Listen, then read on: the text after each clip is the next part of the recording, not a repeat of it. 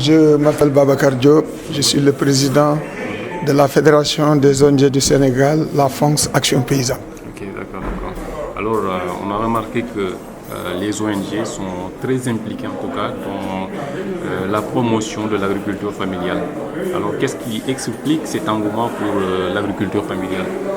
Alors, personnellement, je viens de l'agriculture familiale. Je suis un agropasteur. Donc, je suis en train de discuter de mon avenir.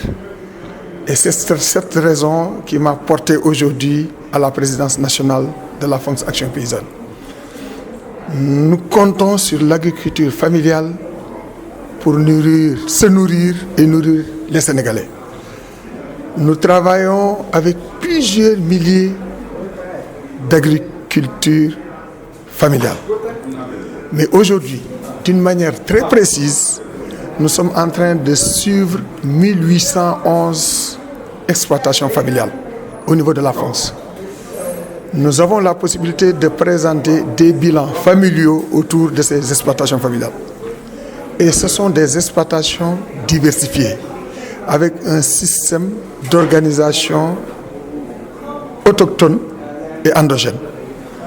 Alors le souci, c'est qu'à partir de la loi d'orientation agro-silvopastorale, nous avons défendu cette position pour que les politiques prennent en charge la dimension exploitation familiale.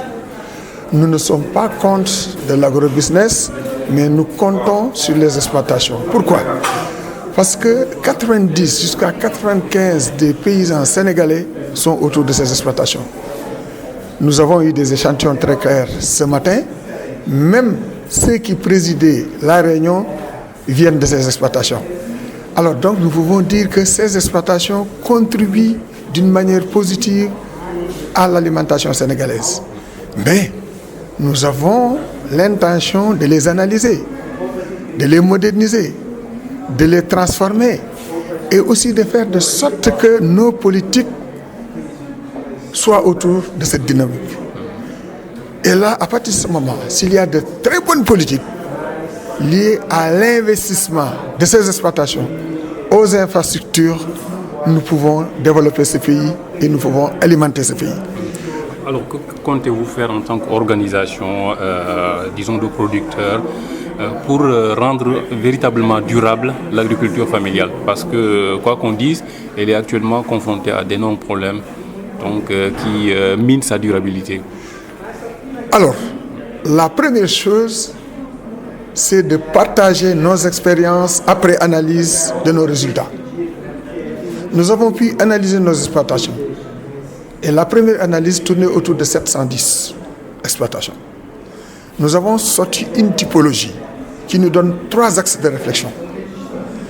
La première réflexion, c'est qu'on a des exploitations qui ont la capacité de se nourrir et de contribuer à la nourriture sénégalaise.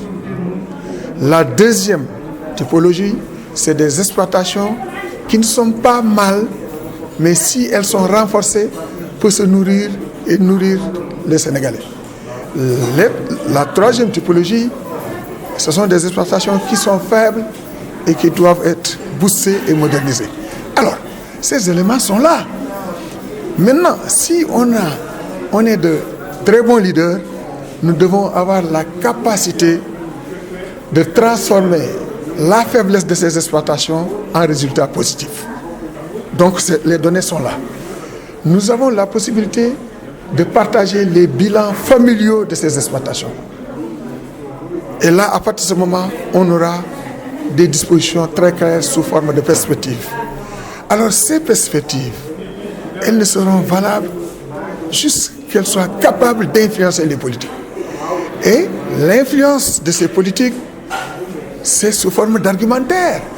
Et les résultats de nos analyses nous donnent des arguments de taille. Maintenant, il faut avoir la complicité de tous les acteurs stratégiques pour influencer les politiques.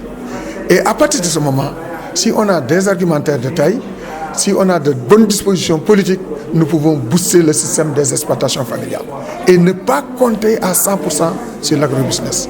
Et on parle de création d'emplois. Les exploitations ont la capacité de générer beaucoup d'emplois, ont la capacité de freiner l'exode rural et ont la capacité de nourrir d'une manière saine la population. Et nous avons aussi la possibilité de commanditer des actions de recherche qui se reposent sur l'expertise locale et le système endogène de suivi de notre développement. C'est notre souci. Nous avons des éléments, nous avons des scientifiques. Faisons de sorte que nos éléments qui sont endogènes renforcent et alimentent nos dispositions scientifiques. Et si on a de bons experts, nous pouvons réussir notre dynamique de développement. Merci, M. Diop. Je vous remercie.